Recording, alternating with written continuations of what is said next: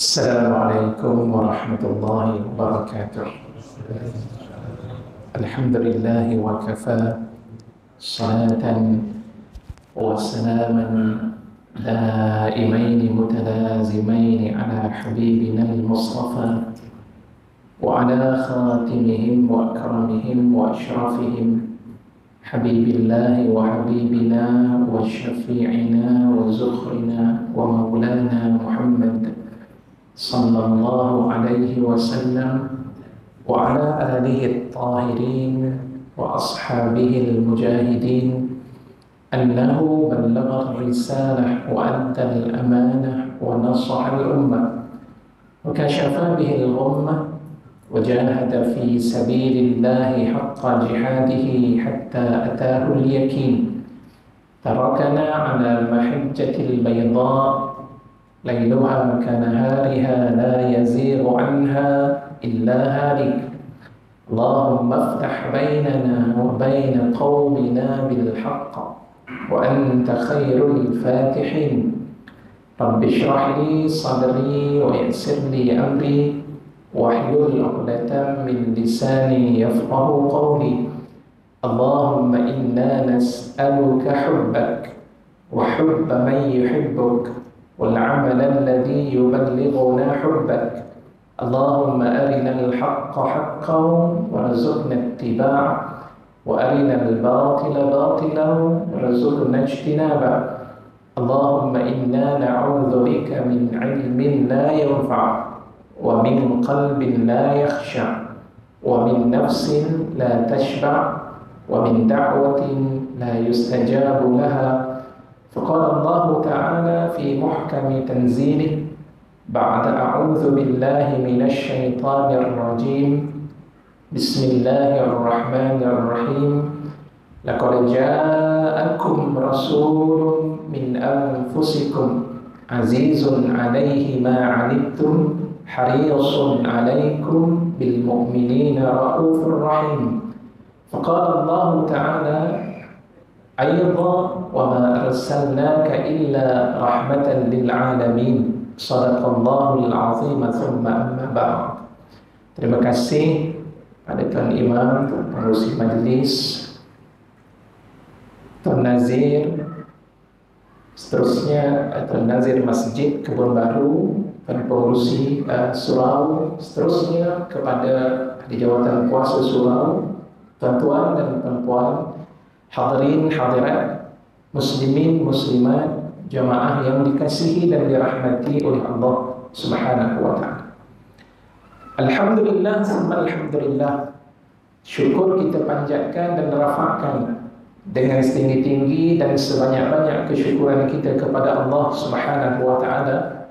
Pada malam ini Allah berikan kepada kita kesempatan untuk bersama-sama, yang mudah-mudahan dengan pertemuan seumpama ini termasuk di antara apa yang telah pun disebutkan oleh Nabi sallallahu alaihi wasallam, majtama'a qaumun fi baitin min buyutillah yatluna kitaballah wa yatadarasunahu bainahum illa haffat alaihimul malaika wa ghashiyatuhumur rahmah wa nuzilat alaihimus sakinah wa dzakarallahu fi man 'indah. Atau kama qala Nabi sallallahu alaihi wasallam, tidaklah daripada mana-mana kelompok daripada kalangan umat Islam saat ketika mereka berhimpun di rumah Allah, mereka membaca akan ayat-ayat suci Al-Quran dan mereka mengkaji akan ayat-ayat tersebut, maka empat anugerah yang Allah kurniakan, yang pertamanya Allah anugerahkan dengan keredaan daripada para malaikat yang menghamparkan sayapnya sebagai tanda malaikatullah akan terus mendoakan kebaikan kepada mereka yang berhimpun saat tersebut. Keduanya, rahmat yang Allah Subhanahu wa taala akan terus turunkan dan himpunkan dalam pertemuan kita pada malam ini. Yang mudah-mudahan dengan rahmat daripada Allah Subhanahu wa taala itulah yang membina kekuatan ukhuwah, hubungan silaturahim yang berlaku dalam hidup kita ini akan terus berpanjangan dan berterusan. Itulah dia kekuatan bagi umat Nabi Muhammad sallallahu alaihi wasallam. Yang ketiganya, Allah Subhanahu wa taala berikan kepada kita sakinah. Berapa ramai di kalangan umat manusia cuba untuk mencari ketenangan dalam hidup, tidak ditemui. Tapi Islam dengan adanya rumah Allah, dan pada saat yang serupa dengan mengkaji akan ayat-ayat Allah di rumah Allah tersebut, Allah turunkan kepada kita ketenangan dalam mengharungi setiap ujian-ujian yang Allah berikan dalam kehidupan kita sebagai seorang insan. Apatah lagi sebagai seorang yang beriman, ujiannya lebih berat berbanding dengan manusia biasa. Ini berdasarkan kepada hadis Nabi SAW. Rasulullah bersabda, "Innallaha idza ahabba qauman ibtalahum, fa in radiya falahu ridha, wa in sakhita falahu as-sakht."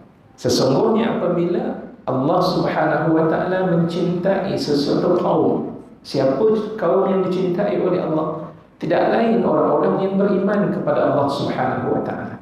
Kerana orang yang beriman, merekalah yang mencintai Allah, dan merekalah yang mencintai Rasulullah SAW.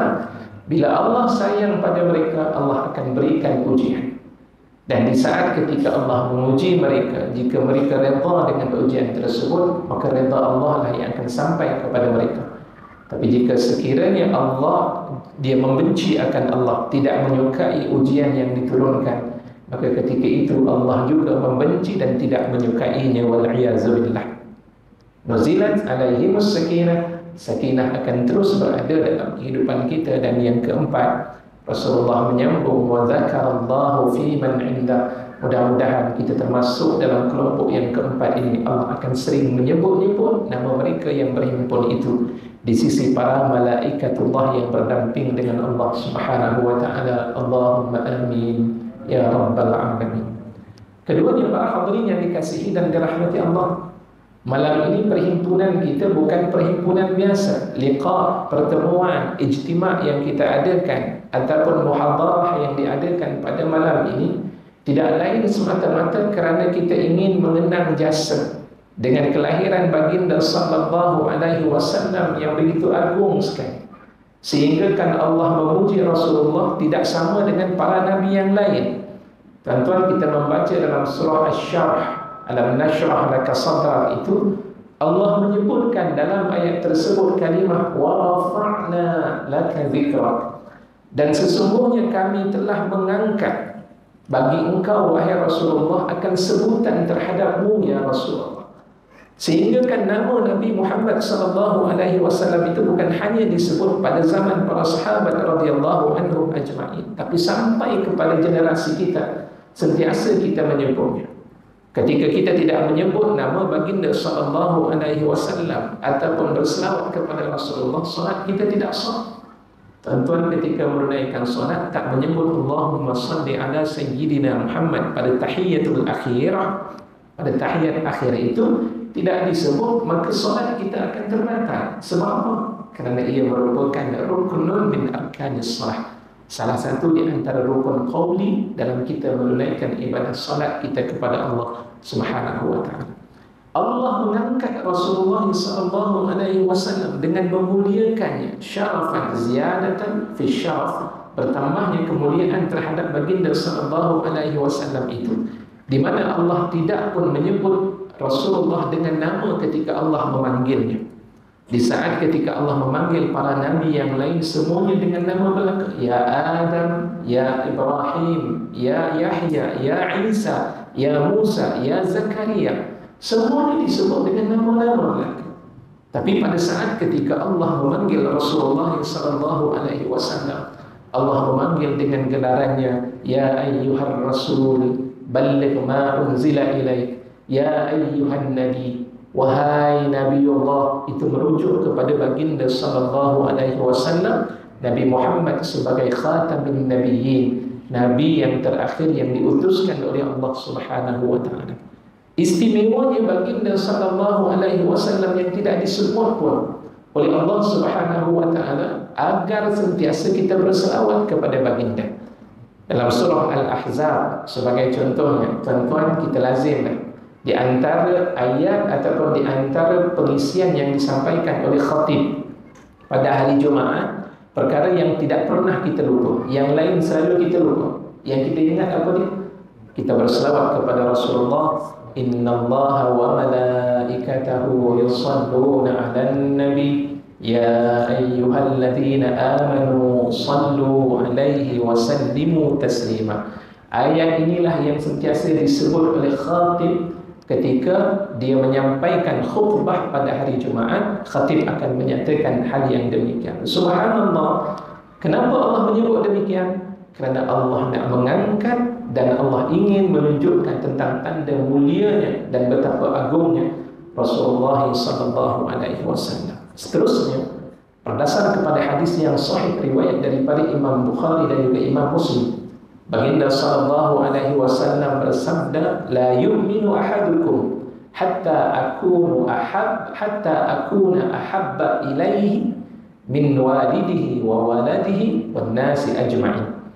Rasulullah menyebutkan tidak akan sempurna iman salah seorang daripada kalangan kamu, melainkan sehingga mereka itu mencintai aku, ya, hatta ahabba ilaihi, sehingga aku dicintai olehnya, berbanding dengan cintanya terhadap ayahnya, berbanding cintanya terhadap anaknya, dan berbanding kepada cintanya terhadap manusia-manusia yang berada dalam kehidupannya. Letakkan cinta kita kepada Rasulullah itu adalah perkara yang paling utama dalam kehidupan orang-orang Islam. Kenapa? Apabila kita meletakkan selain daripada Rasulullah, iman kita belum lagi sempurna.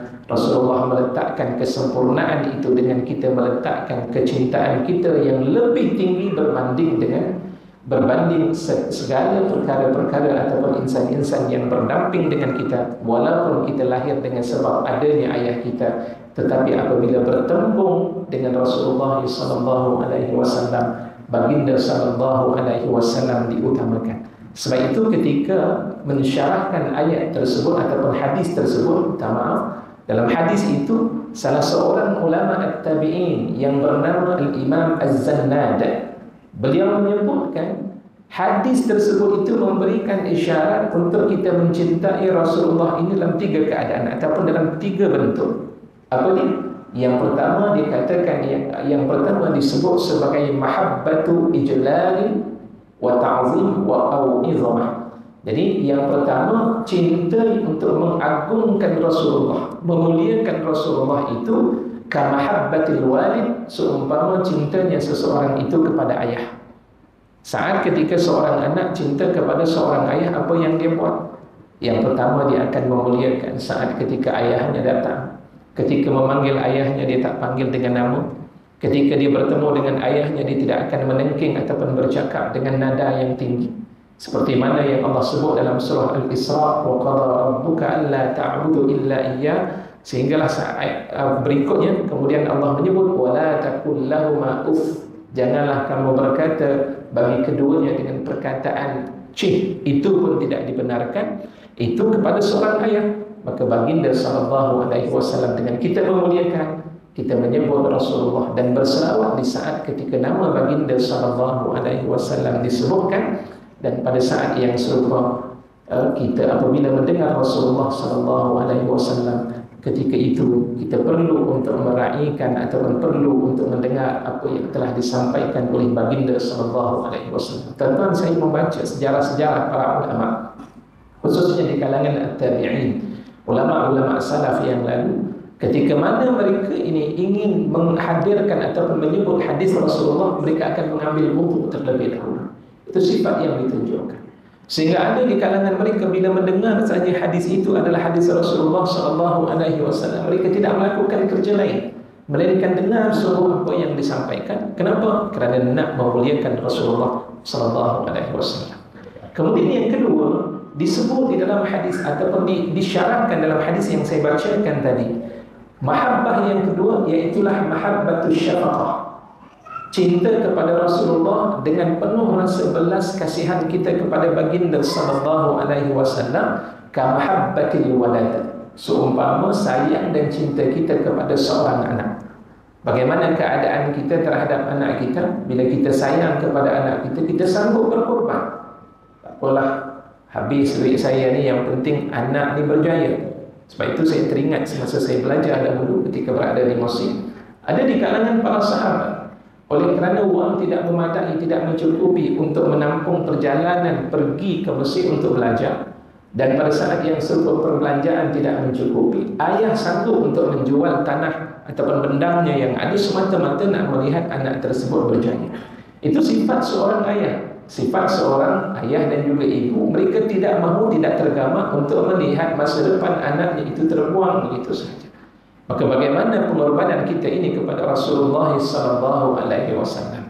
Kita dengar dah hadis Nabi SAW disebutkan. Tapi apa respon ataupun apakah tindak balas kita terhadap hadis yang kita dengar? Itu perkara yang perlu untuk kita fikirkan semula. Sebab dalam hidup kita ini, yang pentingnya bukan ilmu dalam hidup, ilmu yang memandu perjalanan hidup kita, tapi yang lebih penting daripada itu adalah amalan kita itu sendiri.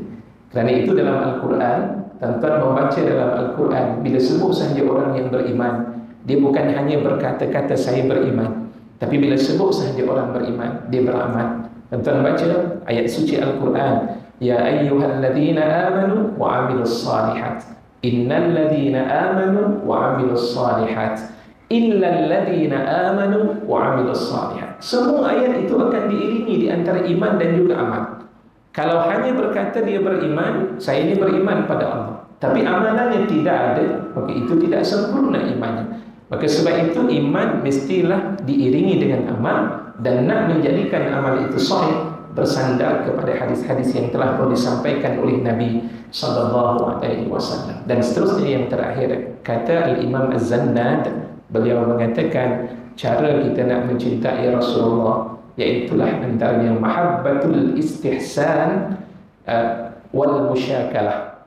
Cinta kita kepada Rasulullah dengan cara kita menunjukkan cinta kita seumpama kita sayang kepada manusia yang ada di sekitar kita, iaitulah dengan rasa apa yang disebut dengan nama istihsan, melakukan sesuatu dalam keadaan yang terbaik, dan juga musyakalah, meniru apa yang dilakukan oleh Nabi SAW. Inilah perkara yang terpenting. Akhlak kita perlu tunjukkan. Sebab itu topik dalam kita bicarakan, saya pun tak baca topik. Saya ingat umum sahaja perbincangan. Tapi bila tuan pengurus ini mengatakan topik kita Islam untuk semua, Rasulullah semua, ceritanya berkaitan, tak apa, kita akan cuba. Saya akan cuba cari. Kalau tak jumpa nanti tuan-tuan carilah apapun dalam Al-Quran maupun hadis Rasulullah SAW. Para hadirin dan hadirat yang dikasihi dan dirahmati Allah, bila kita melihat tentang Rasulullah SAW dengan ayat yang saya bacakan tadi, Allah menyebut wa ma arsalnaka illa rahmatan lil alamin. Tidak kami utuskan engkau wahai Muhammad sallallahu alaihi wasallam melainkan untuk engkau memberikan rahmat kepada seluruh alam. Seluruh alam ni siapa dia? Semua makhluk. Manusia Rasulullah sayang, jin Rasulullah sayang, begitu juga binatang-binatang yang ada di muka bumi ini pun disayangi oleh baginda sallallahu alaihi wasallam.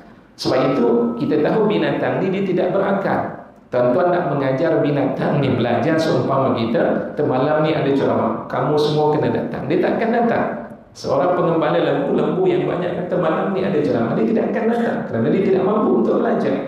Tapi dari sudut sayang terhadap binatang itu dibuktikan oleh Nabi SAW.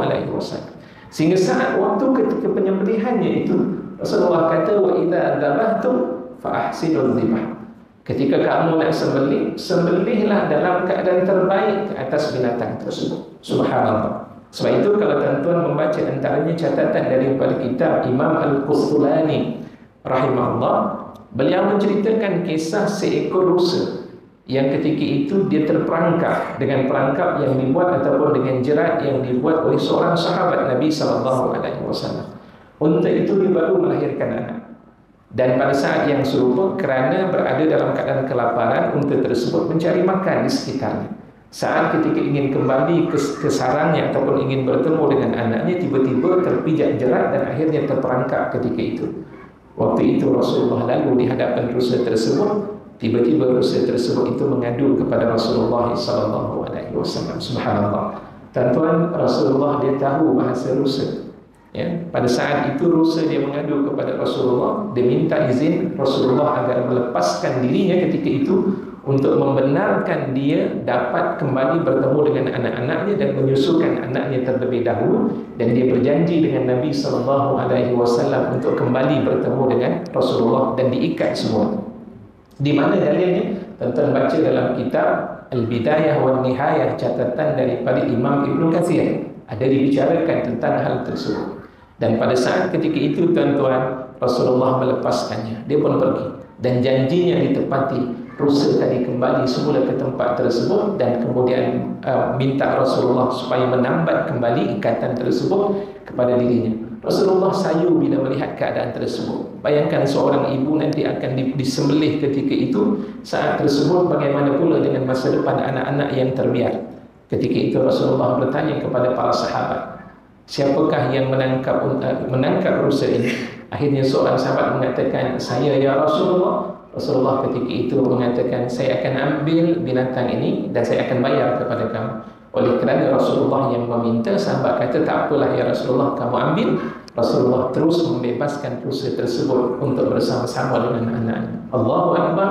Sayangnya Rasulullah kepada seekor binatang ketika itu dan membuktikan tentang binatang menyayangi baginda sallallahu alaihi wasallam. Tak cukup dengan itu, rahmat yang ditunjukkan oleh baginda sallallahu alaihi wasallam itu berlaku kepada pokok.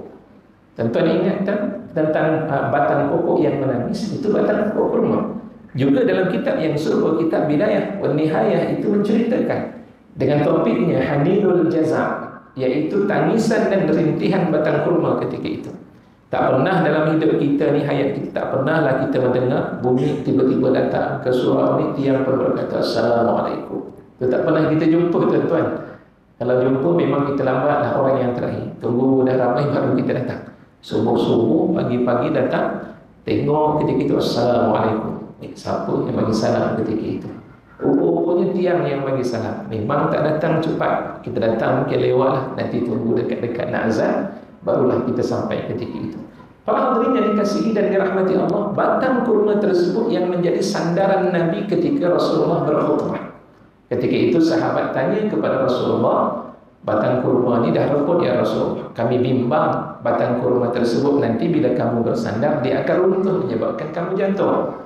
Ketika itu ditukar dengan batang yang lain ataupun diubah mimbar tersebut dengan mimbar yang baru, sehingga akhirnya batang kurma itu diletakkan di penjuru masjid Nabi SAW. Tiba-tiba ketika Rasulullah ingin menyampaikan khutbah pada hari berikutnya, minggu berikutnya, Rasulullah mendengar Haninul Jaza', tangisan dan rintihan batang kurma itu, kabuka'is sabi, seumpama tangisan seorang anak kecil. Dan waktu itu Rasulullah peluk batang kurma tersebut. Rasulullah mengatakan, laula adum, kalaulah tidak aku memeluk batang kurma ini, nescaya dia akan menangis ila yaumil qiyamah, sampai kepada hari kiamat. Subhanallah, batang kurma sayang kepada Rasulullah SAW. Ketika Rasulullah berada di Makkah, Rasulullah pernah mengatakan, inni la a'rifu hajaran yusallimu alaihi, aku mengetahui batu-batu yang berada di bumi Makkah. Saat ketika aku melalui batu-batu tersebut, batu tersebut bagi salam kepada Rasulullah. Assalamualaikum ya Rasulullah. Jumpa batu tersebut, Assalamualaikum ya Rasulullah.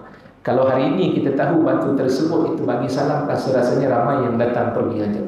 Bila pergi saja umrah, pergi saja haji, mana batu yang bagi salam kepada Rasulullah SAW? Batu bagi salam kepada Rasulullah SAW nak menunjukkan makhluk selain daripada manusia sayang kepada Nabi SAW. Kenapa? Rahmatan lil alamin. Sifat rahmat dan kasih sayang Rasulullah SAW pada mereka. Para hadirin yang dikasihi dan dirahmati Allah, bagaimana pula dengan manusia? Para hadirin yang dikasihi dan dirahmati Allah, Rasulullah sayang kepada seluruh manusia yang ada. Sama ada mereka beriman kepada Allah, itulah lebih tinggi kedudukannya. Dan pada saat yang serupa, Rasulullah juga menunjukkan tanda sayangnya kepada mereka yang belum lagi memeluk ajaran Islam ketika itu. Contoh yang boleh kita perhatikan, Rasulullah SAW ini tuan-tuan, seorang manusia yang tidak mudah marah. Ketika Rasulullah SAW 13 tahun berada di bumi Makkah, perjuangan berdakwah di jalan Allah ketika itu dimulakan. Tidak ramai di kalangan umat manusia yang menerima apa yang disampaikan oleh Nabi SAW. Rasulullah dituduh sebagai majnun, orang gila. Rasulullah dituduh sebagai seorang pemisah di antara isteri dan juga suami. Rasulullah dituduh sebagai sahir, seorang tukang sihir. Itu di antara ucapan-ucapan yang biasa didengar. Setiap kali Rasulullah nak sampaikan dakwahnya ketika itu, semua di kalangan mereka itu menjauhkan diri, diminta untuk menjauhkan diri daripada Nabi SAW. Ketika Rasulullah sujud di Kaabah ketika itu, kepala Rasulullah dipijak. Tak cukup dengan itu, leher Nabi SAW dicekik dengan pakaiannya ketika itu. Semuanya itu berlaku di saat ketika Rasulullah berdoa, sehingga Rasulullah bersedih. Tapi Rasulullah tidak pernah saat ketika sedihnya Rasulullah minta supaya dihancurkan penduduk yang berada di Mekah. Rasulullah fikir lagi, mana tempat yang sesuai? Pergilah ke bumi Taif. Tentu bayangkan, dahulu dia tidak ada kereta. Kita ada motor, kita ada kereta. Mereka yang dah pernah pergi haji ataupun umrah, dan biasa sekarang ni banyak ziarah ke Taif. Berapa kilometer daripada Mekah nak menuju ke Taif? Tuan-tuan yang dah biasa dah pergi umrah, Allah Ustaz tak ingat. Yang penting Taif ni seronok dia macam Cameron Highland. Lebih kurang begitulah orang kata. Jadi para hadirin yang dikasihi dan dirahmati Allah, 80 km jauh ni. Daripada Mekah nak menuju ke Taif lebih kurang dalam 80 km. Allahu Akbar. Berjalan Rasulullah tanpa menggunakan kenderaan. Kita kalau katakan antara surau ni 80 km memang tawak lahum kita nak datang. 80 km Ustaz, surau mana? Surau Haji Marzuki. La ilaha illallah. Tak bolehlah, kita tak sempat, kita nak pergi dan juga kita nak datang. Tapi Rasulullah SAW memandangkan dakwah itu penting, nak mencari lagi lokasi yang terbaik, pergi ke bumi Taif. Apa yang Rasulullah terima? Batu-batu yang ketika itu dibaling kepada Rasulullah. Bukan sekadar yang membalingnya itu orang tua, orang-orang muda, anak-anak kecil. Gigi Rasulullah cedera, kaki Rasulullah, tumit baginda SAW cedera ketika itu. Ada tawaran daripada Malakul Jabal, malaikat bukit ketika itu bagi tawaran kepada Rasulullah. Ya Rasulullah, kalau sekiranya kamu mengizinkan aku untuk aku menghempapkan bukit ini ke atas penduduk Taif, maka aku akan lakukan. Rasulullah SAW kata apa? Jangan. Aku begitu arju an yukhrijallah, aku mengharapkan agar Allah an yukhrijallah min asnabihim, agar Allah mengeluarkan daripada tulang sulbi penduduk yang berada di bumi Taif ini, man yu'minu billah, man ya'budullah wa la yusyriku bihi syai'a, orang yang akan menyembah Allah dan tidak menyekutukan Allah. Dan kemudian Nabi Rasulullah buat, Allahumma hdi qaumi fa innahum la ya'lamun. Ya Allah, kau berikanlah hidayah kepada kaum, sesungguhnya mereka itu tidak mengetahui. Ya Allah, sifat yang ditunjukkan oleh Nabi SAW. Sayangnya Rasulullah kepada umatnya, bayangkan sampai malaikat tadi bagi peluang untuk dihancurkan, Rasulullah tetap tidak mahu. Kalau kita bagaimana? Bertanya balik pada kita, baru sahaja tengok kereta dah hilang dah. Siapa yang merompak kereta ni? Tengok-tengok muncul kita ada dalam kereta tu, mungkinlah zaman sekarang ni zaman yang canggih, tengok dekat handphone pun boleh dapat lah. Tengok kereta, kita pasang CCTV. Oh, dia berada di sekian tempat, sekian tempat. Ketika itu dapat bagi tahu kepada teman-teman, kalau nampak kereta tersebut tolong tahan. Tengok-tengok dapat ditahan. Pemandunya ada. Apa yang kita buat pada pemandu yang kita tahan? Tak ada cara yang lain lagi. Ini kalau dibiarkan, diteruai satu kampung, habis. Lunyai mungkin pemandu yang kena tu dipukul habis-habisan, berdarah dia dan sebagainya. Tetapi Rasulullah bayangkan dalam keadaan bukan keretanya hilang, pada saat ketika itu Rasulullah dibaling, berdarah, luka, tuduhan yang pelbagai dibuat kepada Nabi SAW. Tapi sifat baginda menyebut, Ya Allah, kau berikanlah hidayah kepada kaumku, sesungguhnya mereka itu tidak mengetahui lagi ataupun belum mengetahui. Ya Allah, subhanallah. Begitulah yang dilakukan oleh baginda SAW terhadap kaum yang belum beriman. Kedua, tuan-tuan tengok apa yang berlaku kepada golongan musyrikin Makkah ketika mana Makkah telah pun berjaya dikuasai oleh umat Islam. Ya, bila mana peristiwa idza jaa nasrullahi wal fath, bila telah datang kemenangan, bantuan daripada Allah dan pembukaan kota Mekah ketika itu, seluruh berhala-berhala yang berada di Mekah semuanya dihapuskan. Dan saat ketika itu apa yang berlaku kepada penduduk yang berada di Mekah? Semuanya tidak berani bila bertemu dengan Nabi SAW. Rasulullah himpunkan seluruh kaum musyrikin yang berada di luar ataupun di kawasan sekitar di Mekah ketika itu, dihimpunkan semuanya daripada kalangan rijal, daripada kalangan lelaki ketika itu. Dan tuan apa yang berlaku kepada mereka? Rasulullah kata, ya ma'syara Quraisy, madza ra'aitum anni fa'ilun bikum. Jadi waktu itu kata Rasulullah kepada mereka, wahai penduduk Quraisy, apa pandangan kamu terhadapku? Apa yang wajar untuk aku lakukan kepada kamu? Dah tangkap musuh dah ketika itu. Tapi pada saat yang serupa Rasulullah masih lagi bagi pandangan pada mereka. Apa pandangan kamu? Agak-agaklah apa yang layak untuk aku lakukan kepada kamu. Allah. Tuan-tuan, Rasulullah tanya dulu. Waktu itu apa jawapan daripada orang-orang Quraisy ketika itu? Dia kata, anta akhun karim wa ibnu akhin karim. Kamu ni adalah merupakan seorang saudara yang mulia dan anak kepada saudara yang mulia. Bapa kamu mulia, kamu pun seorang yang mulia.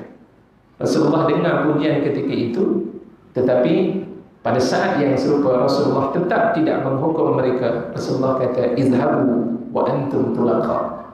Pergilah kamu semua dan kamu semua terbebas daripada segala bentuk perbuatan-perbuatan, segala bentuk cacian-cacian yang selama ini kamu lakukan. Allahu Akbar. Begitu sahaja Rasulullah melepaskan umat yang selama ini memusuhi Rasulullah sallallahu alaihi wasallam. Dan hal inilah yang Allah Subhanahu wa taala nyatakan bagaimana sifat yang ditunjukkan oleh Rasulullah. Mudah sungguh baginda sallallahu alaihi wasallam memaafkan manusia kerana semata-mata mengharapkan agar mereka menerima hidayah daripada Allah Subhanahu wa taala. Ada sebuah cerita yang menarik. Tuan-tuan baca dalam sebuah cerita, dan ini juga disebut oleh Imam Az-Zahabi berkaitan dengan beliau dalam kitab Siyar A'lamin Nubala. Jadi di antaranya disebut cerita berkaitan tentang Zaid ibn Sa'nah, ataupun setengah riwayat disebut Zaid ibn Sa'yah. Allahu a'lam, ada satu yang tepat. Zaid ibn Sa'nah ini, dia adalah merupakan seorang pendeta Yahudi. Ketika baginda sallallahu alaihi wasallam berada di bumi Madinatul Munawwarah, waktu itu kelompok orang-orang yang tidak beriman tetap bersama dengan Nabi sallallahu alaihi wasallam. Mereka dengar ceramah Rasulullah, mereka dengar tazkirah yang disampaikan oleh baginda sallallahu alaihi wasallam. Sebab itu kita kena ada usaha untuk melebarkan Islam ni. Dakwah Islam ni bukan hanya untuk orang Islam. Kita cuba usahakan. Kami cuba berusaha. Tadi bila sebut Tuan Pengurusi bila menyebutkan imam masjid negeri, sebenarnya saya dah keluar daripada masjid negeri pada bulan 6 baru-baru ini. Dulu saya keluar daripada masjid negeri tahun 2016. Saya sambung pergi ke masjid yang lain sampai pada tahun 2019 saya diminta untuk diberikan tanggungjawab sebagai penolong pengarah di bahagian R&D untuk mengkaji berkaitan tentang ajaran-ajaran sesat yang berada di Selangor. Dan kemudian setelah daripada itu sampailah pada tahun 2021 datang arahan untuk kembali semula ke masjid negeri. Dan kemudian pada tahun 2023 pada bulan 6 baru-baru ini saya diminta untuk masuk kepada bahagian dakwah. Orang kata bahagian dakwah ni yang jaga tauliah, ya Ustaz, dia kata. Memanglah bahagian dakwah ni jaga tauliah, penceramah-penceramah. Tak ada tauliah dia akan pergi ke bahagian dakwah. Tapi saya bukan bilang itu. Sebab dalam dakwah ni dia ada 3 unit. Pertama, dakwah bahagian unit ukhuwah, dan yang kedua unit dakwah dan tarbiyah, unit dakwah dan tarbiyah yang menjaga bahagian tauliah. Dan saya diberikan amanah sebagai penolong pengarah kanan untuk unit penerbitan dan juga penerangan. Jadi perkara yang berkaitan tentang penjelasan-penjelasan berkaitan dengan agama, kalau di jabatan agama itu dia akan serahkan kepada saya ataupun unit untuk kami membuat penjelasan-penjelasan. Segala video-video pendek berkaitan dengan ajaran sesat pun kami diserahkan untuk memberikan penjelasan berkaitan dengan hal tersebut. Para hadirin yang dikasihi dan dirahmati Allah, salah satu daripada unit kami itu ialah unit ukhuwah. Unit ukhuwah ni kerjanya kita nak sebarkan dakwah kepada golongan dan muslim. Kami pergi ke Pulau Keri, kita jumpa dengan golongan tok-tok batin yang belum lagi menerima Islam ni, kita sampaikan ajaran Islam itu bagaimana supaya mereka faham tentang Islam.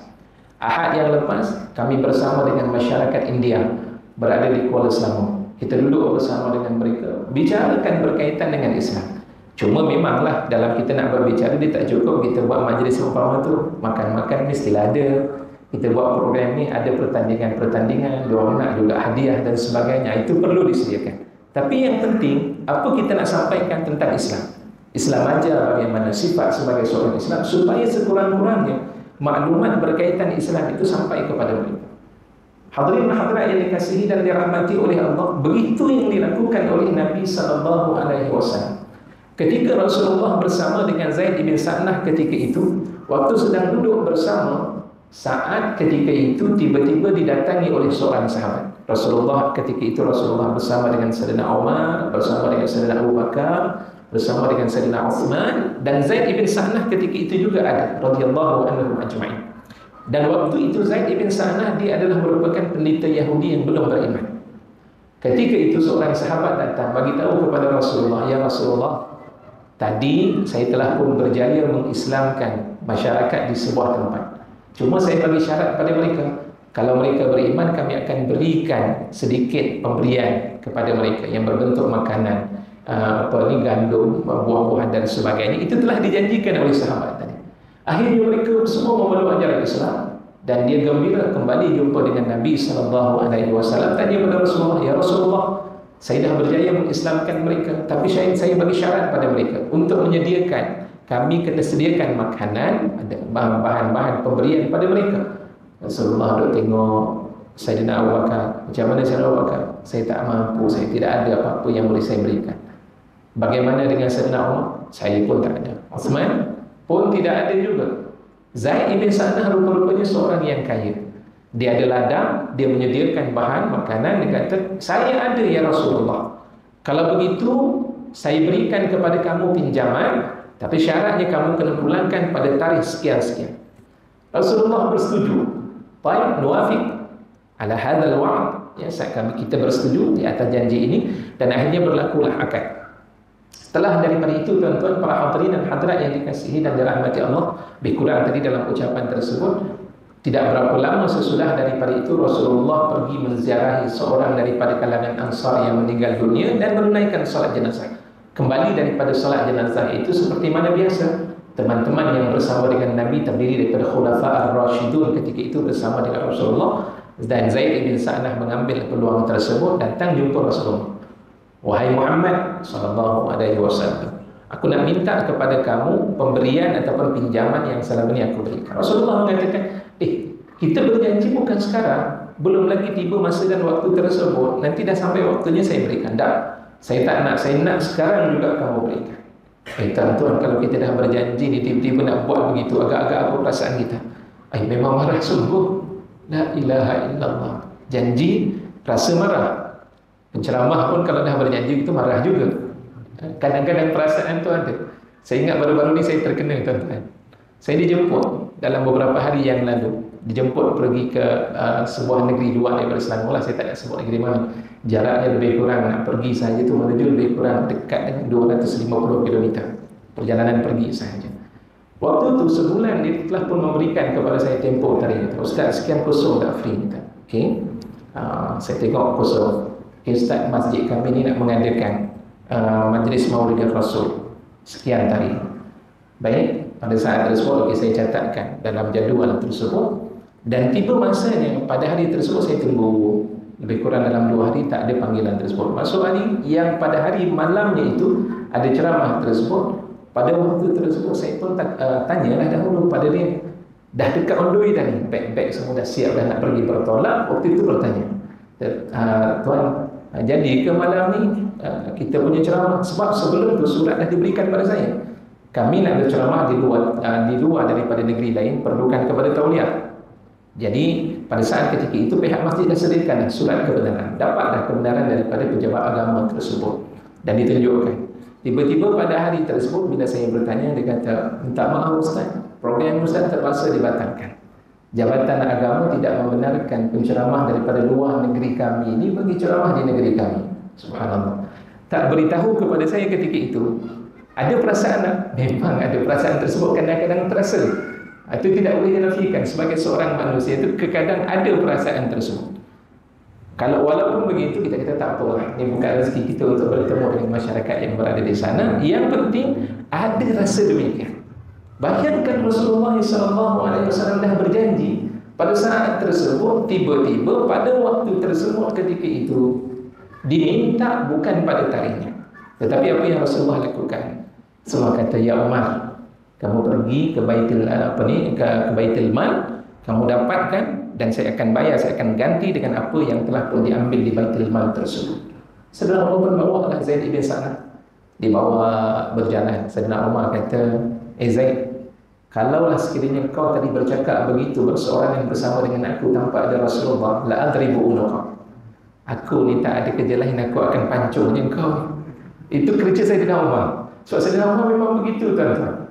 Kalau tak depan Rasulullah, dia buat memang bercakap begitu. Sebab ada satu kes dahulu, kes di antara seorang munafik dengan seorang Yahudi. Waktu itu mereka meletakkan, minta supaya Rasulullah membuat satu keputusan siapa yang betul dan hak siapa yang telah pun diambil ketika itu. Yahudi mengadu kepada Rasulullah, munafik tadi pun mengadu dalam menentukan siapa yang berhak untuk mendapatkan hak tersebut. Akhirnya Rasulullah berpihak kepada Yahudi. Pada saat ketika itu, munafik tadi tak berpuas hati, jumpa kepada Sayyidina Umar. Bila jumpa dengan Sayyidina Umar, waktu itu Sayyidina Umar berada di rumah, dia pun datang tanya Sayyidina Umar, wahai Umar, aku tak puas hati dengan keputusan Rasulullah. Sayyidina Umar kata, okey, apa yang kamu tak puas hati? Rasulullah boleh diberikan jawapan dan dia berpihak kepada orang Yahudi berbanding dengan kita ni sebagai seorang Islam. Sayyidina Umar kata, okey, tak apa, kamu tunggu sekejap, saya nak masuk ke dalam rumah. Rupanya Sayyidina Umar masuk ke dalam rumah ni, tuan-tuan. Dia keluar balik bawa pedang, terus kepadanya ditebas saja begitu. Subhanallah. Itu sifat Sayyidina Umar Al-Khattab. Lelaki tersebut memang dikenali sebagai seorang lelaki munafik yang berpuluh-puluh meluk ajaran Islam ketika itu. Dan dalam kes Zaid ibn Sa'nah, bila dikatakan demikian tadi, Sayyidina Umar berjalan sambil ketika itu Sayyidina Umar kata, aku akan tetap kepada kamu ni, kalau Rasulullah tak tahu ni memang siaplah kamu. Akhirnya kata Zaid ibn Sa'nah, wahai Umar, aku sebenarnya lakukan demikian bukan sebab aku nak pun pinjaman yang aku berikan kepada Rasulullah SAW, tapi aku nak tengok dalam kitab Taurat ada menceritakan muasafat ataupun ciri-ciri sifat seorang Nabi yang terakhir, di mana rahmat kasih sayangnya itu dia akan mendahului, sifat pemaafnya itu lebih mendahului daripada sifat marah yang ada. Dan rupanya itu dibuktikan oleh Rasulullah SAW. Ya Umar, al-an asyhadu an la ilaha illallah wa anna Muhammadan Rasulullah. Sekarang ini ya Umar, aku dapat menyaksikan hakikat yang sebenar. Aku menyaksikan bahawa tiada Tuhan yang disembah melainkan Allah, dan aku menyaksikan bahawa Nabi Muhammad itu adalah Rasul Allah. Terus masuk Islam Zaid bin Sa'nah ketika itu dengan akhlak yang ditunjukkan oleh Nabi SAW. Sebab itu tuan-tuan, perkara yang terpenting dalam hidup kita ni, akhlak kita perlu kita perlihatkan. Masyarakat dia tidak tertarik dengan pandainya kita berbicara. Kerana itulah saya teringat ada suatu kata-kata yang diutarakan oleh seorang ulama. Dia kata apa? An-nasu yata'assaruna bilisan la yata'assaruna bilisanil maqal biqadri ma yata'assaruna bilisanil haq. Kalimah ni saya ingat semenjak daripada dahulu saya belajar, sampailah sekarang saya simpan kata-kata tersebut. Apa yang disebut? Dia kata manusia ini dia tidak akan terkesan dengan bilisanil maqal, dengan pandai kita berkata-kata, sebut kita berkata-kata, berbanding dengan lisanil hal. Berbanding dengan lisanil hal maksudnya lisan keadaan kita. Artinya perbuatan yang kita buktikan itu lebih memberikan kesan kepada manusia. Dan sebab itu dibuktikan di zaman Nabi SAW, masyarakat memeluk Islam itu bukan kerana mereka tertarik dengan ceramah Rasulullah SAW, tapi kerana akhlak yang ditunjukkan oleh Nabi SAW menarik minat mereka untuk menerima Islam sebagai agama dalam kehidupan mereka. Para hadirin dan hadirat, muslimin muslimat yang dikasihi dan dirahmati oleh Allah Subhanahu wa taala, itu perkara yang dapat kita perhatikan bagaimana Rasulullah tidak meletakkan berat sebelah dalam meletakkan cinta dan kasih sayangnya kepada manusia, biarpun mereka ini tidak beriman kepada Allah Subhanahu wa taala.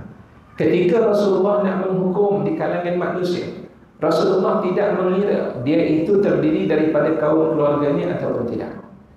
Sebelum saya sambung, kita berhenti beberapa ni.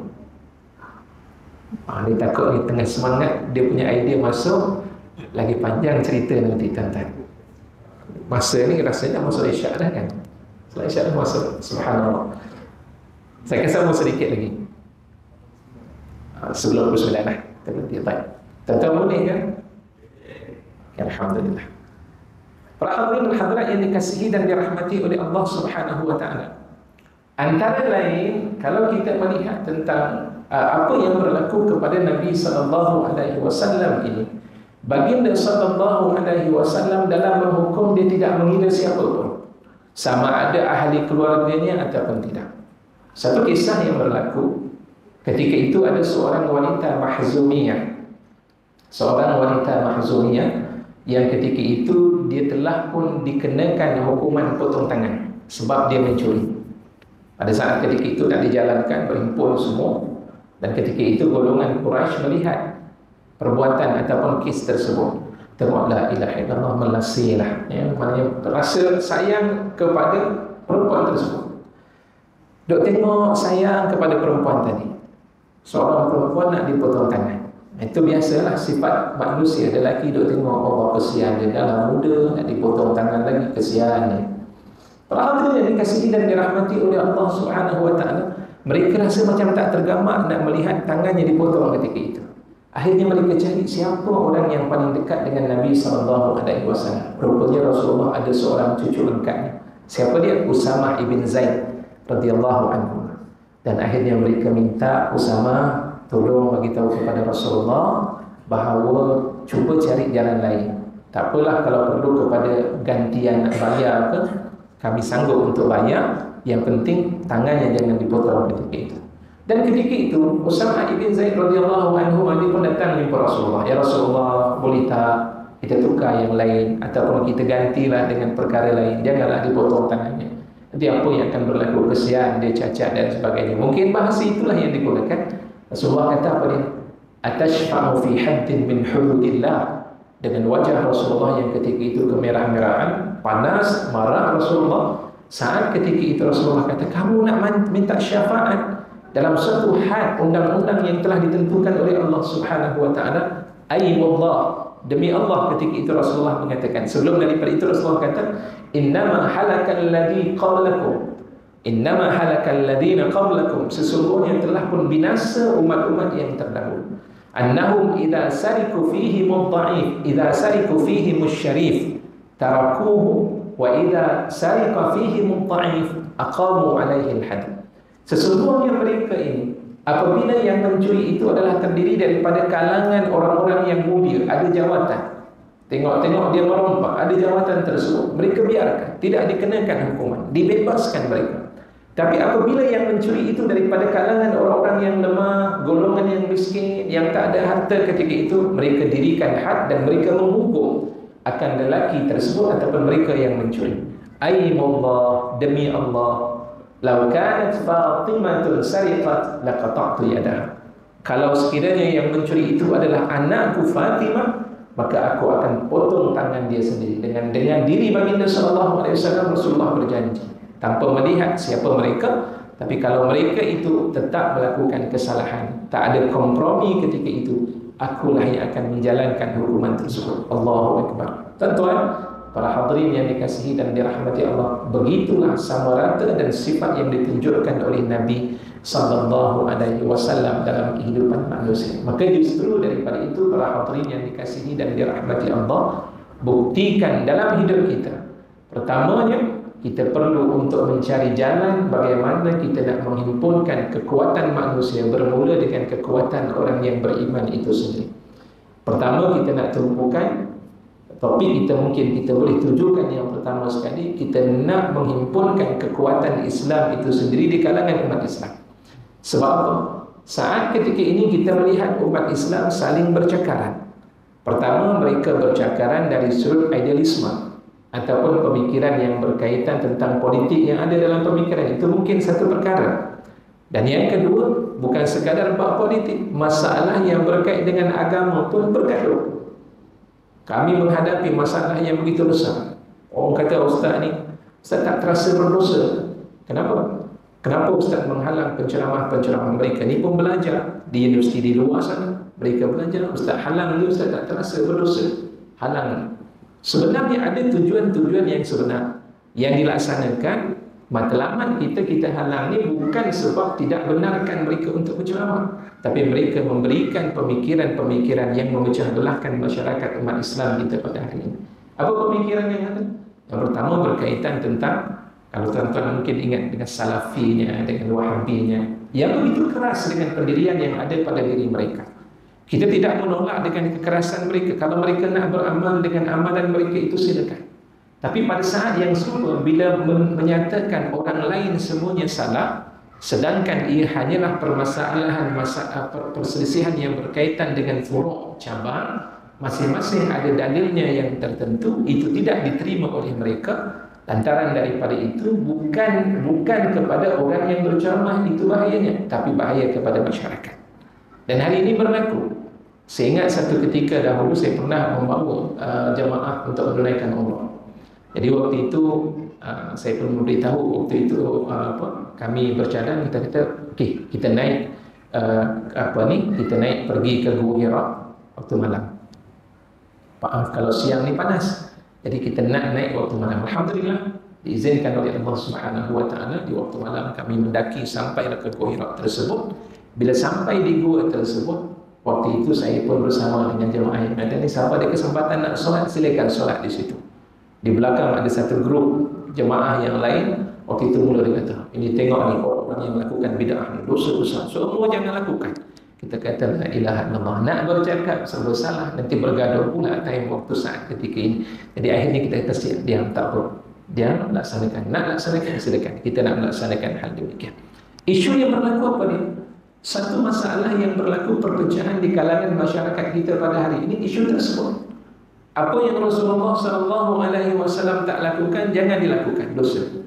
Dalil di mana? Dia kata diambil dalil daripada hadis baginda SAW, kullu bid'atin dalalah wa kullu dalalatin finnar. Setiap bid'ah itu sesat, dan setiap yang sesat masuk dalam neraka. Yang sebelum daripada itu hadis mengatakan kullu muhdatsatin bid'ah. Setiap perkara yang baru itu bid'ah. Tidak disyarahkan, tidak diperincikan apa yang dimaksudkan dengan muhdatsah. Di kalangan para ulama hadis ketika membicarakan itu tidak dibicarakan. Bila ditanya apa yang dimaksudkan dengan muhdatsah, apa yang Rasulullah tak lakukan. Subhanallah, nak bercerita bab tersebut itu banyak dalil dan bukti. Sahabat tidak pernah melakukan satu perkara yang tidak dilakukan oleh Rasulullah SAW, dan begitulah yang diikuti oleh generasi berikutnya. Sebab itu kalau tuan-tuan mempelajari ilmu usulul fiqh, dalam kita nak mengistimbat hukum, dalam kita nak mengeluarkan hukum itu, dia tidak diambil pun dengan hujah Rasulullah tak buat maka hukumnya haram. Itu tidak ada langsung. Sebab itu kaedah yang ulama kata apa? At-tarku laisa bihujjati. Sesuatu yang tidak dilakukan oleh Rasulullah itu tidak boleh dijadikan sebagai hujah. Tapi hujahnya bagaimana? Dasarnya kepada dalil-dalil yang ada. Selagi mana dalil itu tidak melarang, maka ketika itu perbuatan tersebut hukumnya adalah harus. Bahkan ada satu kaedah yang menarik yang ulama usul menyebutkan, lil wasaili laha ahkamul maqasidi. Bagi wasilah-wasilah itu hukumnya serupa dengan hukum maksud kepada sesuatu amalan tersebut. Contohnya kita mengadakan pada malam ini Maulidir Rasul. Ini pun diperdebatkan. Rasulullah tak buat. Tuan-tuan kalau buka dalam TikTok kan, buka dalam Facebook, macam-macam fikrah-fikrah seumpama ini yang berlaku di kalangan masyarakat. Habis masyarakat bergaduh, ni tak buat, tak layak kita nak lakukan, ustaz tak rasa berdosa, akhirnya hukumlah masuk neraka. Itu sebagai hukum yang terakhir yang dibuat oleh mereka. Kenapa kita nak meraihkan Maulid Rasul? Pertama, kita ada dalil. Apa dalilnya ustaz? Duk tanya pada kita, zaman sekarang semua zaman berdalil. Tapi bila ditanya pada mereka, mereka pun tak faham dalilnya di mana ini. Mana ayat dia? Entahlah ustaz. Dia nak tanya dalil, kita keluarkan dalil. Pertama, Allah menyebut dalam surah Yunus, Allah menyatakan qul bi fadlillahi wa bi rahmatihi fabidzalika falyafrahu huwa khairun mimma yajma'un. Antaranya Allah mengatakan qul bi fadlillahi wa bi rahmatihi falyafrahu. Katakanlah olehmu dengan fadlillah, limpahan kurniaan yang Allah berikan kepada kita. Apa limpahan yang Allah bagi pada kita? Allah datangkan kita Islam. Lantas kita mengenal Islam. Islam ini adalah nikmat yang terbesar yang Allah berikan dalam kehidupan kita. Wa bi rahmatihi, dan rahmatnya. Di situ ada perbincangan di kalangan para ulama. Tapi ada sebagian ulama mengatakan rahmat di situ adalah merujuk kepada Rasulullah sallallahu alaihi wasallam, kerana ayat yang saya bacakan tadi di awal, Allah menyebut wa ma arsalnaka illa rahmatan lil alamin. Kami tidak utuskan kepada engkau melainkan untuk memberikan rahmat ke seluruh alam. Maka dijelaskan dalam surah Yunus, rahmat itu adalah merujuk kepada baginda sallallahu alaihi wasallam yang dilahirkan. Apa Allah minta? Falyafrahu, maka hendaklah mereka itu bergembira, ya. Huwa khairum kul falyafrahu fabidzalika falyafrahu huwa khairum mimma yajma'un. Maka dengan yang demikian hendaklah mereka bergembira, itu lebih baik daripada harta-harta yang mereka himpunkan dalam kehidupan mereka. Al-Quran ajar pada kita bergembira. Lahirnya Rasulullah, kita bergembira. Apa yang kita buat dengan kelahiran Rasulullah? Kita berselawat kepada Nabi sallallahu alaihi wasallam. Ulama kata apa dia? Ta'sil ilaha, salah satu di antara ucapan salah seorang ulama, dia kata ta'sil ilaha wa taz'u hubbahu hadha la umri fil qiyas badi'u law kana hubbuka sadiqan la ata'tahu innal muhibba liman yuhibbu muti'u. Kalaulah ta'sil ilah, kamu melakukan maksiat pada Allah, tapi kamu menyangka yang kamu ini cinta dan sayang kepada Allah. Kita kata pada diri kita ni, siapa yang cinta Allah? Semua angkat tangan. Tapi buat tak apa yang Allah arahkan. Ketika itu kita tak jawab pun dengan jawapan tersebut. Maka kata daripada ulama, ucapan ini dari sudut bandingannya itu begitu buruk dan juga teruk sekali. Satu perkara yang begitu begitu mengkagumkan. Maksudnya apa dia? Dia kata cinta pada Allah tapi maksiat dilakukan dalam kehidupan. Lau kana hubbuka sadiqa, kalau benarlah cinta kamu itu cinta yang benar, la ata'tahu, nescaya kamu akan mentaatinya. Innal muhibba liman yuhibbu muti'u, sesungguhnya orang yang sayang terhadap orang yang disayangi pasti dia akan mengikuti apa kehendak daripada orang yang disayangi itu. Begitulah kita, kalau kita sayang kepada Rasulullah, caranya bagaimana? Kita berselawat kepada Nabi sallallahu alaihi wasallam. Yang pertama, kerana salawat ini memberikan pelbagai bentuk kelebihan. Dan yang kedua, segala apa yang Rasulullah lakukan dalam kehidupan baginda sallallahu alaihi wasallam, kita usahakan untuk kita jelmakan dalam kehidupan kita. Barulah namanya orang yang cinta dan sayang kepada Rasulullah sallallahu alaihi wasallam. Rasulullah bencikan pergaduhan, tuan-tuan. Kerana itu dalam hidup kita ini, satukanlah. Orang nak bergaduh itu dia punya pasal. Tapi kerja kita menyatukan manusia agar mereka kembali beriman kepada Allah Subhanahu wa taala. Rasulullah begitu marah dan murka kepada para sahabat yang cuba untuk memecah belahkan ukhuwah sesama mereka. Tuan-tuan baca dalam juzuk yang keempat. Allah mengatakan dalam Al-Quranul Karim, wa'tasimu bihablillahi jami'an wa la tafarraqu wadhkuru ni'matallahi 'alaikum, sampai ayat hujungnya la'allakum tahtadun, itu secara ringkas. Jadi dalam ayat itu Allah kata, berpegang teguhlah kamu dengan tali daripada Allah dan jangan kamu berpecah belah. Ingatlah nikmat Allah yang Allah berikan kepada kamu. Iz kuntum a'da, satu ketika dahulu kamu semua adalah golongan manusia yang bermusuhan sesama kamu. Di antara kalangan Aus dan Khazraj yang berlaku yang merupakan kabilah terbesar berada di bumi Madinatul Munawwarah, mereka berperang selama 120 tahun, tak pernah habis. Sekejap Aus berjaya, sekejap Khazraj berjaya. Aus dibunuh, Khazraj pun ada kalanya terbunuh ketika itu. Rasulullah datang bumi Madinah, berjaya menyatu padukan mereka. Rupa-rupanya saat ketika itu ada seorang daripada Yahudi yang bernama Syas ibn Qais. Syas ibn Qais ketika itu, dia tahu, tengok berhubung ataupun mereka rapat, mereka berhimpun bersama, berbual, bergurau senda ketika itu. Maka Syas ibn Qais ketika itu tak berpuas hati. Waktu itu Syas bin Qais mula memikirkan macam mana nak memecah belahkan umat Islam. Dia datang, ketika itu dia tanya kepada golongan Ansar dan juga Aus. Ansar dan Aus, sebelum Rasulullah masuk ke bumi Madinah ni, boleh tak engkau orang ceritakan kehebatan kepada engkau golongan Aus, apa yang berlaku, Khazraj apa yang berlaku. Masing-masing bila begitu, rupa-rupanya di kalangan mereka ada penyair-penyair yang hebat. Zaman dahulu pejuang mereka, sebelum mereka berperang, dia akan bersyair terlebih dahulu. Jadi waktu itu setiap penyair akan menceritakan kelebihan dan kebaikan kabilah masing-masing.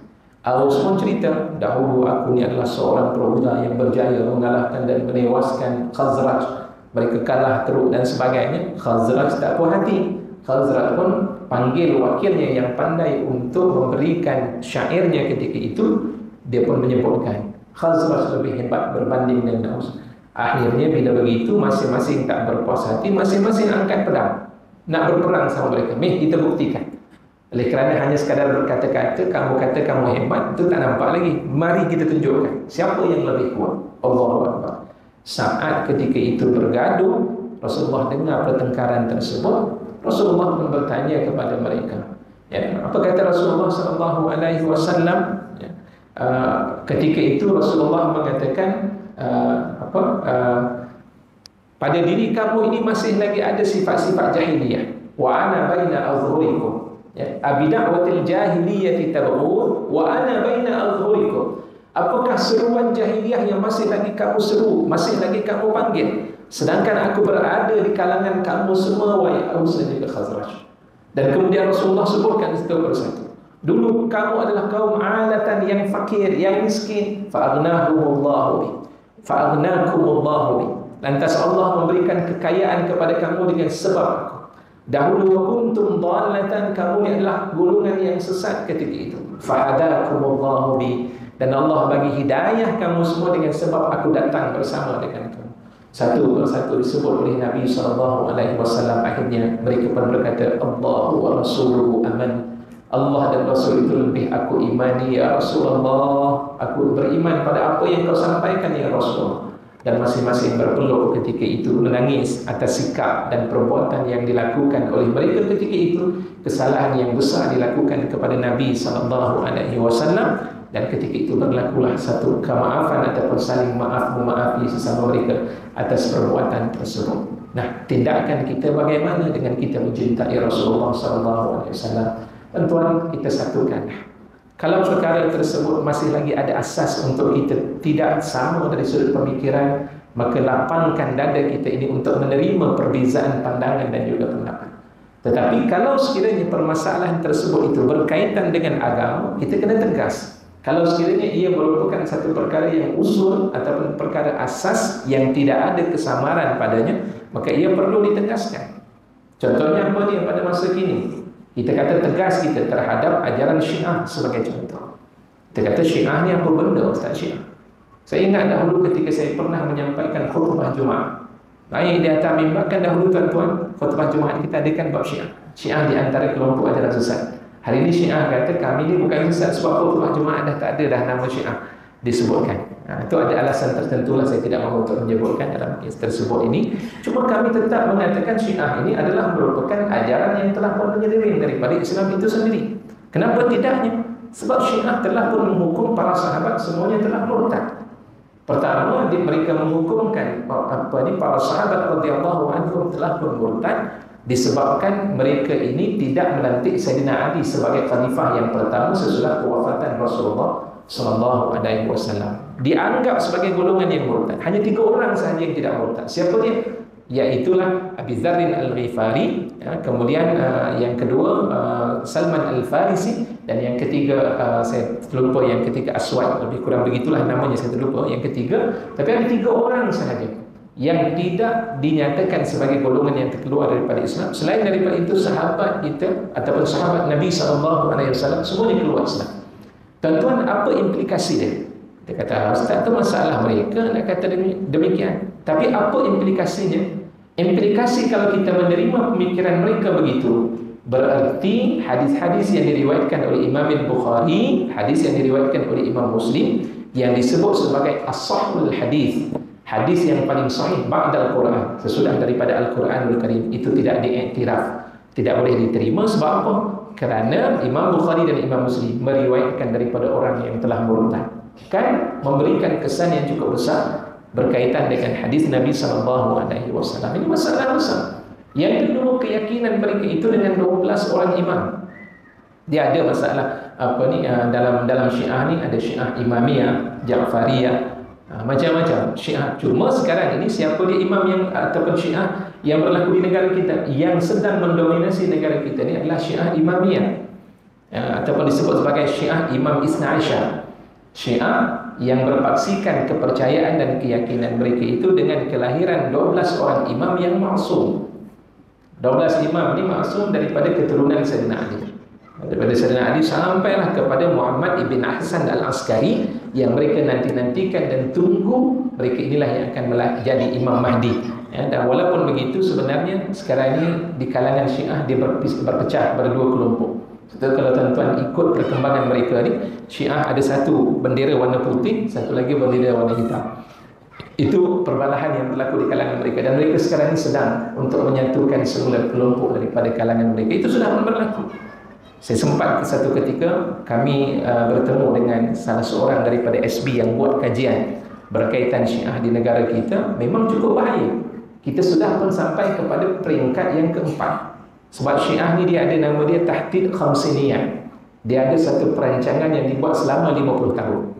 Sampai kepada peringkat yang kelima, negara kita semuanya akan disyiahkan belaka. Maksudnya kita semua akan bertukar. Dari sudut ahli sunnah wal jamaah ini sudah tidak ada, semuanya akan menjadi masyarakat Syiah. Itu perancangan yang dilakukan oleh mereka. Tapi kita sampai peringkat berapa? Sudah sampai pada peringkat yang keempat. Satu ketika dahulu.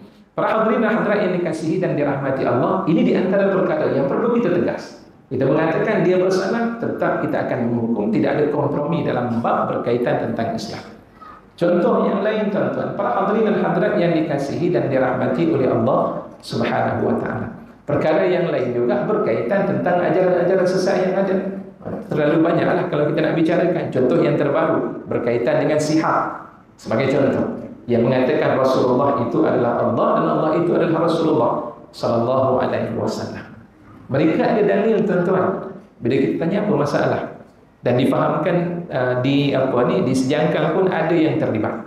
Jadi para hadirin yang dikasihi dan dirahmati oleh Allah Subhanahu wa taala, mereka ni mengatakan demikian, mereka ada dalil. Dalilnya apa? Surah Al-Ikhlas. Disebut bagaimana? Qul huwallahu ahad. Qul, katakanlah olehmu wahai Muhammad sallallahu alaihi wasallam, huwa dia itu bukan merujuk kepada Allah. Dia itu merujuk kepada Nabi Muhammad sallallahu alaihi wasallam. Dia itulah yang Isa, iaitu Muhammad itu adalah Isa. Inna lillahi wa inna ilaihi raji'un. Jadi perkara seumpama ini kita perlu tegas untuk mengatakan ia salah, maka perlu ditolak. Itu dari sudut akidah. Begitu juga dari sudut aliran idealisme yang ada pada hari ini.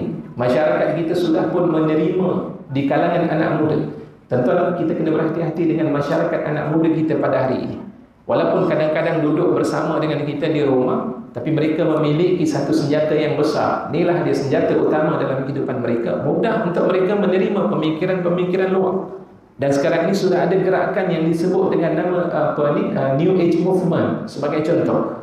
Mereka ini bergerak di kalangan anak muda. Saya pernah berhadapan dengan pelajar yang telah bermurtad. Sekolah agama tuan-tuan. Dia sekolah agama, tapi oleh kerana, dan dia ada di antara pelajar yang excellent, pelajar yang terbaik di sekolah agama tersebut, dan dia menyambung bidang medik. Tapi masalahnya bila bertemu dengan kawan-kawan yang tidak sealiran dengan agama, bukan daripada kalangan sekolah agama ketika itu, duduk dan akhirnya tertarik dengan pandangan mereka, dia keluar daripada Islam. Dia menjadi seorang etis. Mak ayahnya ketika itu menangis. Jumpa kita, Ustaz tolonglah saya menghadapi masalah tersebut. Kami jumpa bersama dengan ibunya ketika itu, dan yang terakhir ini difahamkan dia telah bermula untuk menyesali atas perbuatan. Mudah-mudahan Allah bagi hidayah kepadanya. Para hadirin yang dikasihi dan dirahmati Allah, kami berhadapan juga golongan etis daripada kalangan pensyarah, orang kita. Waktu itu bila dapat maklumat tersebut, kita berhubung, tanya pada dia, boleh kita bertemu? Dia kata boleh, tapi saya tak nak bertemu di jabatan agama. Dia kata, baik, kamu tak nak jumpa di mana? Dia minta dan dia ajak kita jumpa di restoran. Okey, kita jumpa di restoran. Dan saat ketika jumpa waktu itu, kami pun waktu itu berbicara, apa masalah kamu? Boleh tak cerita? Belajar di mana? Dan apa yang kamu lakukan? Dan disitulah kami kenal. Dia kata, saya seorang pensyarah. Dan kemudian, kenapa keluar daripada Islam? Dia bercerita, dia kata, dari sudut pemikiran secara ringkas. Waktu itu dia memberitahu, dia kata, Islam ni agama yang ganas. Macam mana kamu tahu Islam agama yang ganas? Asyik kerja membunuh orang sahaja. Mana bukti? Itu bukti saya membaca. Dia belajar Islam ni, dia bukan belajar berguru, tidak. Dia belajar melalui Google, search di Google, dan dia melihat ketika itu peristiwa ISIS. Kalau tuan-tuan masih lagi ingat, kerja membunuh sahaja di Iraq, di Syria. Jadi dilihat dengan peristiwa tersebut, dia kata Islam ni ganas. Kebetulan pula kehidupannya juga bermasalah. Mak ayahnya bercerai. bergaduh sesama di antara ibu dan juga ayahnya. Ketika itu dia bergaduh, si anak tadi dia melihat gelagat ayah dan ibu, dan akhirnya dia buat keputusan, oh begini Islam rupanya bukan agama yang mendamaikan. Hidup dengan mak ayah duk bergaduh, saya tidak pernah diambil berat dalam hidup. Dan ketika itulah dia mula untuk berkawan dengan teman-temannya melalui internet, dan akhirnya ada jaringan di dalam internet tersebut bersama teman-temannya yang etis, yang tidak mahu untuk menerima segala agama yang ada. Dan saat ketika itu dia turut serta dengan keadaan demikian. Kami bagi penjelasan waktu itu, dan di akhir dalam pertemuan tersebut dia menangis dan menitiskan air. Semoga kata, Ustaz, saya nak bertawab kepada Allah Subhanahu wa ta'ala, memang saya bersalah. Dan ketika itu dia kata, saya nak cuba juga bantu teman-teman saya yang telah pun masuk dalam etis tersebut. Mudah-mudahan juga dengan perbuatan ataupun dengan usaha yang dia lakukan itu berjaya, insya-Allah. Dan Tuhan, ini masalah pemikiran yang berkaitan dengan liberal sebagai contoh. Saya pernah berikan satu ketika di berdekatan dengan Kuala Lumpur. Waktu itu saya diminta untuk bicarakan berkaitan dengan bahaya liberal. Kami bercerita berkaitan dengan liberal. Liberal ini juga bahaya, tuan-tuan. Mereka, bagaimana pandainya mereka itu mengatur kata-kata yang indah dalam memutarbelitkan ayat suci Al-Quranul Karim. Itu di antara kepandaian mereka.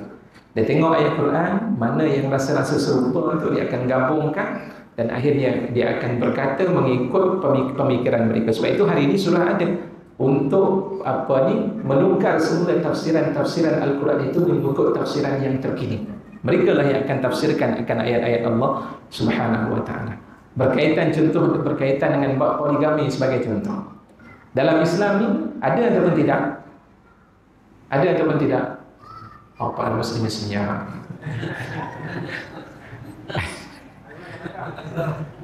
Ini menyembunyikan ni hukum Allah. Baik, dalam Al-Quran jelas sekali menyebut ada dalam bab tersebut. Bagi mereka tak ada. Dan mereka ada hujah. Dia kata dalam Al-Quran itu sebenarnya Allah Subhanahu wa ta'ala itu sebut secara umum, tapi ada ayat yang mengkhususkan. Contoh dalam Al-Quran, contoh dalam surah An-Nisa, Allah mengatakan, ada dua ni.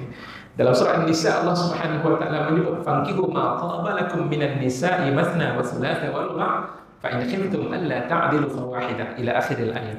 Jadi dalam ayat itu ayat yang biasa kita gunakan. Nikahilah kamu 2, 3 ataupun 4. Tapi kalau kamu takut tak berlaku adil, kawinilah seorang sahaja. Tiba-tiba dalam ayat berikutnya ada Allah mengatakan, walan tastati'u an ta'dilu bainan nisa'i walau harastum fala tamilu kullal mail fatadharu ila akhir ayat lah. Jadi dalam ayat itu Allah menyebut, dan selama-lamanya kamu tidak akan mampu untuk berlaku adil di kalangan pasangan istri kamu ataupun di kalangan istri-istri kamu, walaupun harastum, walaupun kamu bersungguh-sungguh untuk berlaku adil. Maksudnya apa dia? Apa yang difahami daripada ayat itu? Memang tak boleh berlaku adil lah. Siapa yang kahwin lebih daripada seorang, memang confirm tak boleh berlaku adil. Mesti kata, Ustaz, bagus Ustaz, ni dalil ni saya nak guna. Macam tu. Bang jangan berani-berani, ni sekami pun ada dalil. Memang menimbulkan ayat, begitu kita akan sanksi. Ayat yang pertama kata boleh nikah, tapi syarat berlaku adil. Ayat kedua pula menyebutkan selama-lamanya lelaki apabila berkahwin lebih seorang, dia tidak akan berlaku adil. Jadi akhirnya apa dia? Jawapannya memang tak boleh berlaku adil. Tak boleh seorang dia. Ya. Jadi bila begitu keadaannya, kita pun terperangkap. Dia tengok, betul lah apa yang diperkatakan, dan inilah yang diperjuangkan oleh mereka, dan mereka menimbulkan pelbagai bentuk kekeliruan. Jawapannya apa dia tadi? Tuan-tuan nak tahu jawapan atau saya biarkan tuan-tuan berfikir sendiri?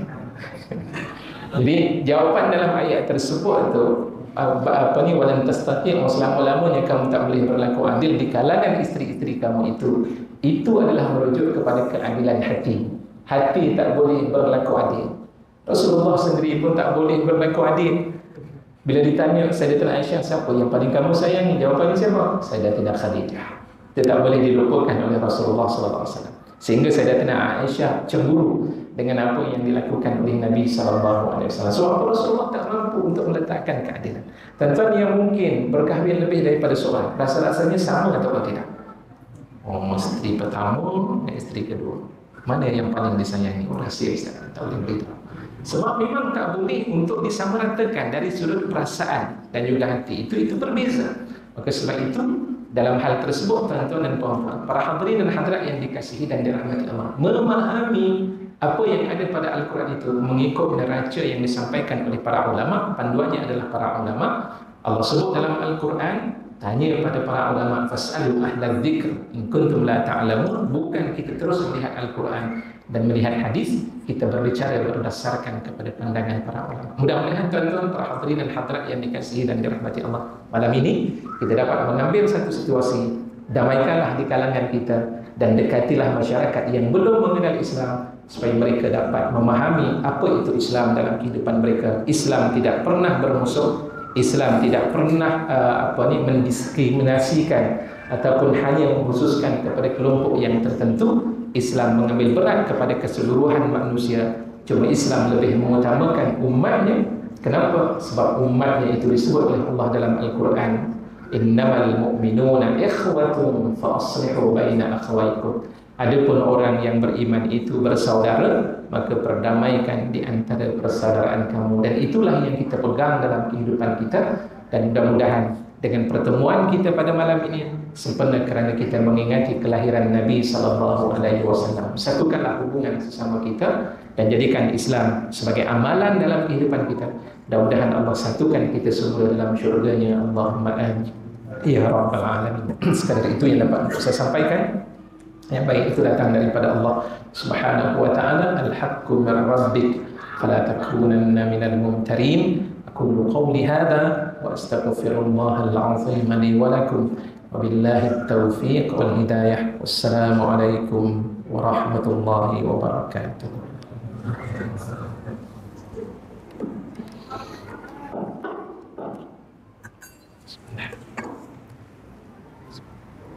Bismillah.